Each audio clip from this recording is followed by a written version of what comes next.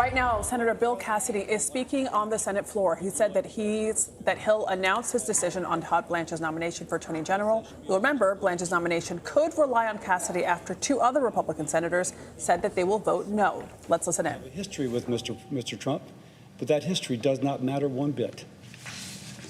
On the one hand, Mr. Blanche does not need to be Senate confirmed.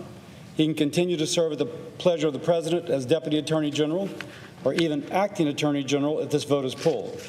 On the other hand, I am told that Senate confirmation is important in interactions with the President, with others in the Cabinet, and is important to DOJ employees in general.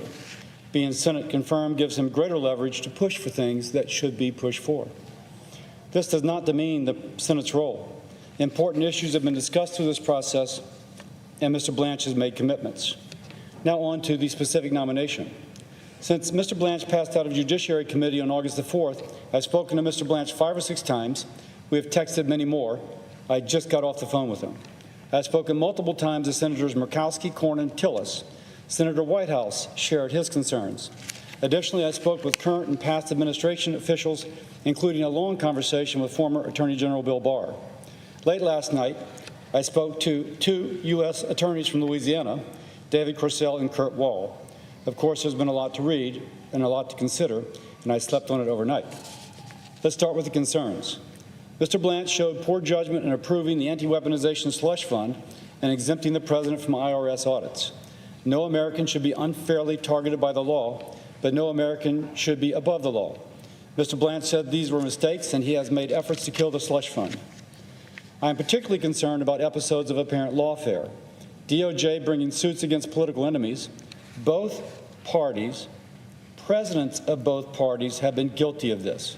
It must stop. It should stop now.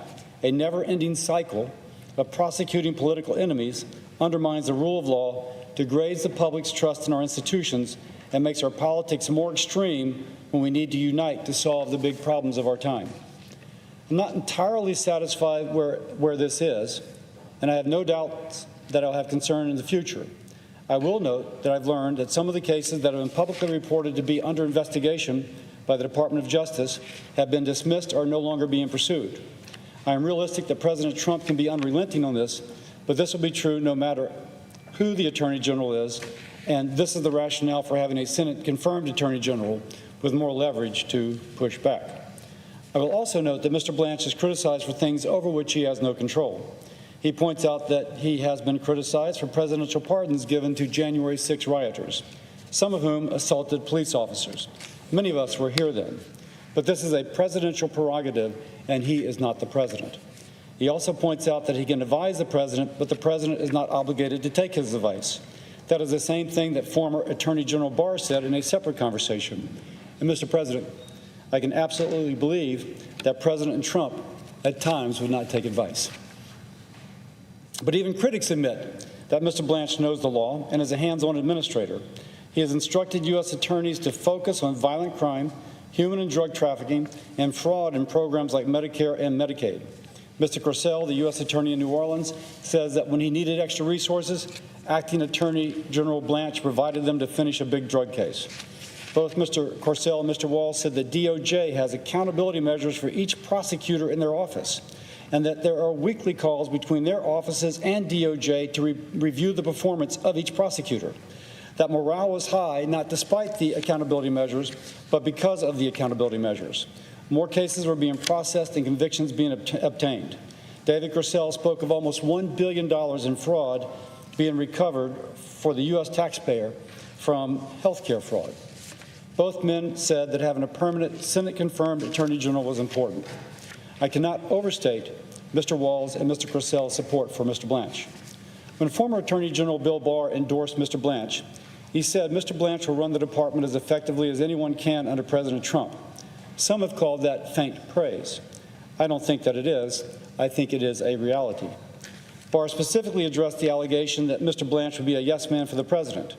He said that any attorney to represent a client well has to have tough conversations and confront a client with difficult truths. That because of his previous attorney-client relationship with President Trump, Mr. Blanche would be precisely the person to push back on President Trump. But that ultimately, and here Barr echoed what I heard from Blanche. Decisions are made by the president. Mr. Blanche is not perfect, and he will tell you this. But the choice is not between perfection and Mr. Blanche. It is between Mr. Blanche and another acting attorney general who may not run the department effectively under President Trump and who indeed may not be as good as Mr. Blanche. This puts at risk the progress made fighting violent crime, human and drug trafficking, and fraud. And this does not serve the American people well. This is not a referendum on President Trump.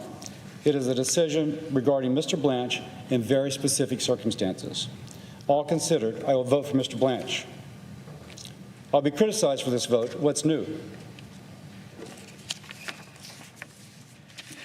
But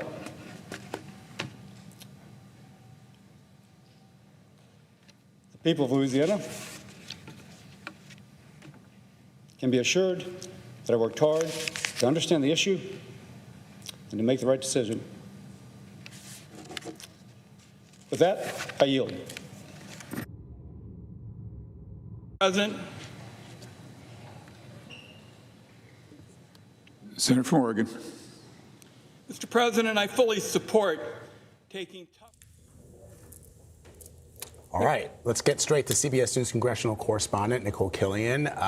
Nikole, now what? I mean, we just saw Senator Bill Cassidy get very, very emotional there as he made his statement on his vote for Attorney General Todd Blanche.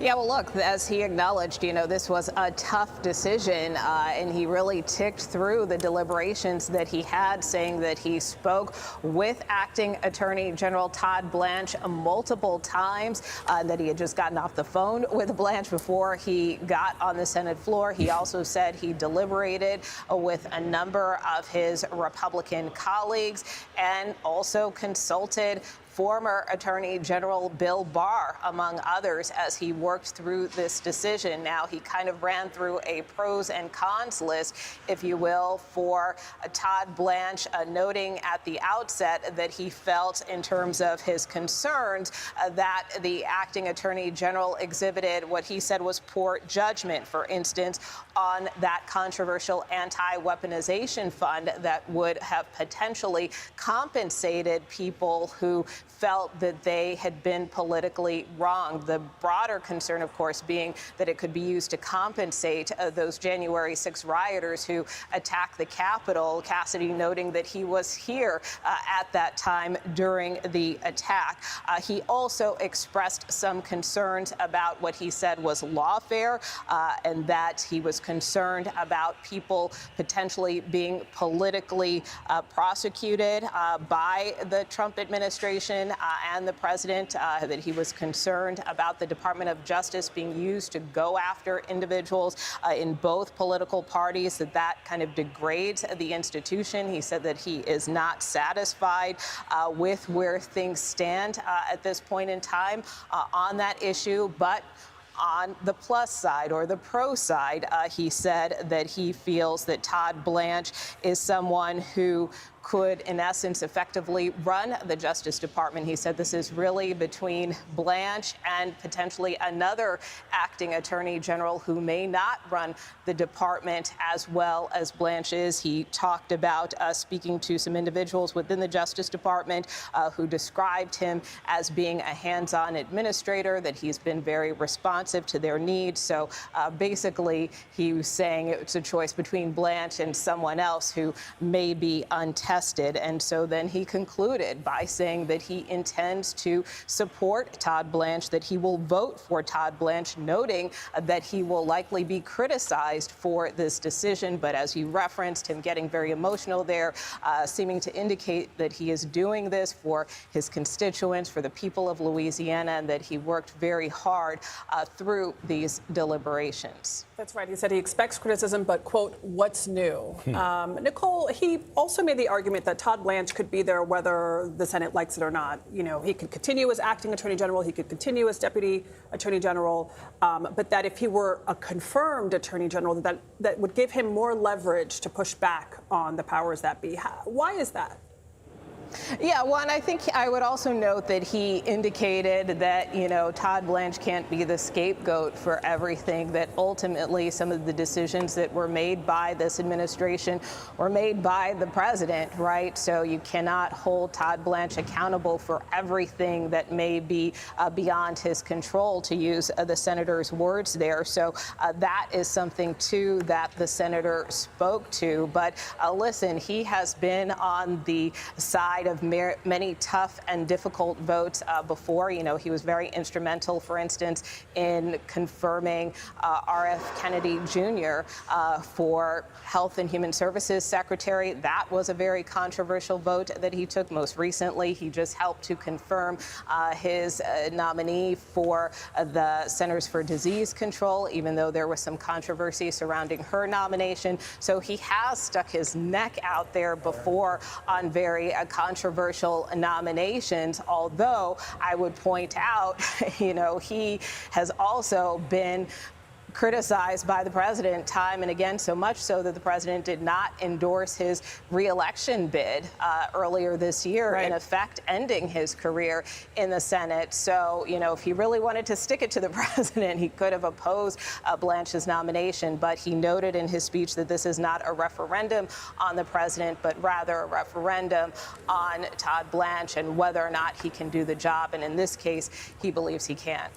All right, so Nikole, stand by. I just want to play for our viewers, if you're just joining us, Senator Bill Cassidy, who we were all waiting to hear how he would vote, whether or not he would vote to confirm Todd Blanche as Attorney General of the United States. I want to play back that moment for our viewers who might have missed it. Let's watch. This is not a referendum on President Trump. It is a decision regarding Mr. Blanche in very specific circumstances. All considered, I will vote for Mr. Blanche. I'll be criticized for this vote. What's new? But